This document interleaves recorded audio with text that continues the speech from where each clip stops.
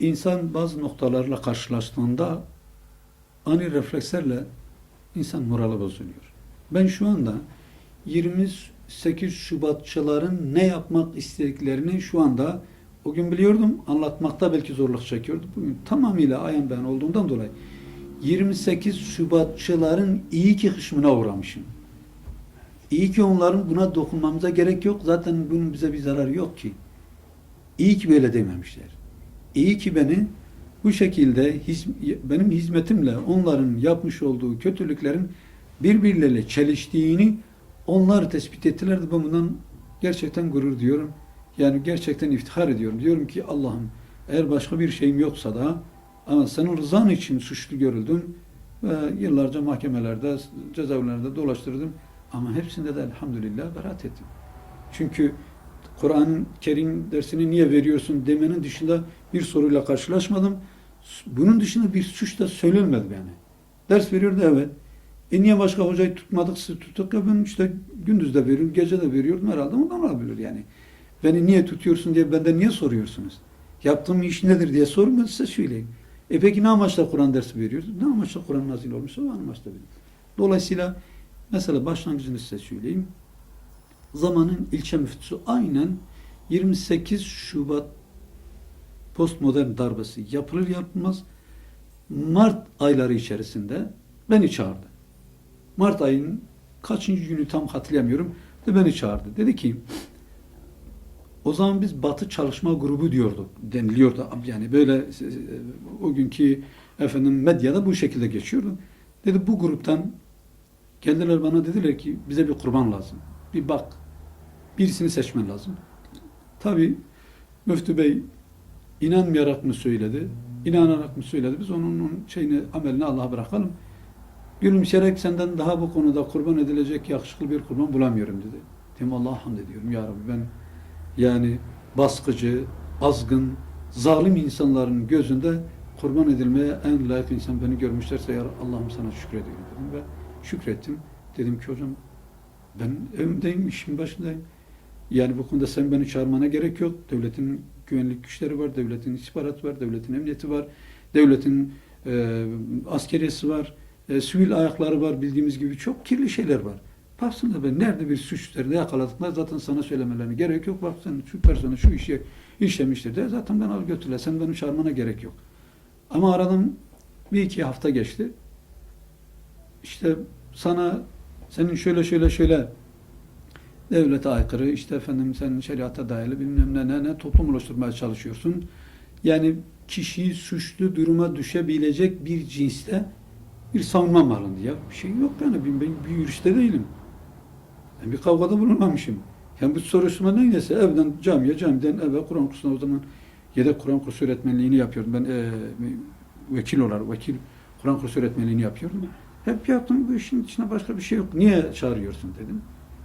Dedi, emir öyle gelmiş. Peki uyula. Cevap verdik. Söylediğim şeylerin hiçbirisi bende yok. Ben Müslümanım. Kur'an-ı Kerim dersini vermek suçsa ben gerçekten bu suç işliyorum. Çünkü gündüz ben Kur'an kursunda ders veriyorum. Akşam gidip camide ders veriyorum. Ha bu suçsa bunu işliyorum. Hem de iyisini işliyorum yani. Çünkü Hilvan'ın 4 tarafında benim öğrencilerim var. Benim öğrencilerim var. Ben camim böyle bir mahallenin köşesinde cuma günü camide yeri yoktu. Sürekli yaz kış avluya cemaatini taşıyordu. Ha bu suçsa bunu işliyorum. Ama bunun dışında da soracağınız bütün soru 100 tane soru sorsanız da cevabım hep bu olacak. Bir olacak. Kur'an'a hizmet etmek, Kur'an-ı Kerim dersini vermek, bir imamın camide ders vermekten daha doğal ne olabilir diye söylemişim ve bu konuda ama buna rağmen dedikleri gibi demek ki yakışıklı bir Kur'an gördükleri için önce benim tayinimi çıkardılar. Sonradan beni tutukladılar. İlk mahkemede beraat ettim. 2000 olaylarında bir daha tutuklandım. 40 ay daha yargılandım. Tutuklu olarak, sanık olarak tutuldum. Yine beraat ettim. Ama ne yazık ki ben ikinci yakalan yani 2000'de ben 14 Şubat'ta tutuklandım. Mart'ta görevimden atıldım. Daha mahkeme çıkmamışım. Hiç mahkemelik olmamışım. Hemen Diyanet kalktı. Bizi görevden attı. Yani bu da çok utanılacak bir şey. Gerekçe olarak da hepsi yapın ama itikadı bozuk olduğundan dolayı itikat, amel, ahlak kuralları dışına çıktığından dolayı görevine son vermişti denildi. Bu da bir ayrı bir hakaret yani. Böyle itikadım niye, ne oldu ki biz bilmiyoruz. Yani aynı namaz kılıyorduk. İstikadımız daha önce neyse o zaman da öyleydi. Öyle. Sonradan bir daha beraat ettim. Tabii görevime dönemediğim için sigortalı bazı yerlerde olarak çalıştım. Bazı köşe yazarlıklarını, bazı dergilerde, gazetelerde, internet sitelerinde yazdım. Bazı vakıflarda, dernekte fakir olarak yine imamlık veya Kur'an kursu öğretmenliğimi sürdürdüm. İstanbul'da 4 gün gözaltına alındım suçlu olarak. Tekrar beraat ettim. Yüksekova'da bir daha tutuklandım. 40 saate yakın gözaltında kaldık. Tekrar tahliye oldum. Mahkemem devam ediyordu. Ondan da beraat ettim. Yani bu konuda bizim zaten asıl beraat değildir de zaten beraatlık insanlık yani ne suç dedi ki beraat edelim ama onların deyimiyle diyoruz. Hani dördünden de beraat ettim. Şu anda mesela ben elhamdülillah emekli oldum. Emekli evraklarımı verdim. Daha dönüşü olmamış. Ve şu anda da bildiğiniz gibi DAPAR. Evet, bununla ilgili çok başvuru bulundum. Kişisel olarak başvuruda bulundum. Avukatlar tutarak başvuruda bulundum. Hepsinden de itikadı bozuk olduğundan dolayı görev alınmaz diye bir şey yapıldı. Yani bu kelimeyi söylemekten insan utanıyor bu tip şeyler ama maalesef üzülerek söylüyor böyle. Yani bir de çok çarpık şeyler var. Mesela aynı davada, aynı isimde, aynı gecede, aynı dosyada tutulmuş insanlar, milli eğitimde görevli olan insanlar, onlar hatta bazı benimle beraber aynı gecede alındıkları için ona dosya ortak deniliyor. Yani aynı dosyamdaki insanlar yardım yataklıktan ceza aldıkları halde onlar şu anda görevlerinde. Ben beraat ettiğim halde görev almadım. Böyle bir çarpıklık yani hukuka aykırı, böyle insan haklarına aykırı. Ama birçok yere başvurdum.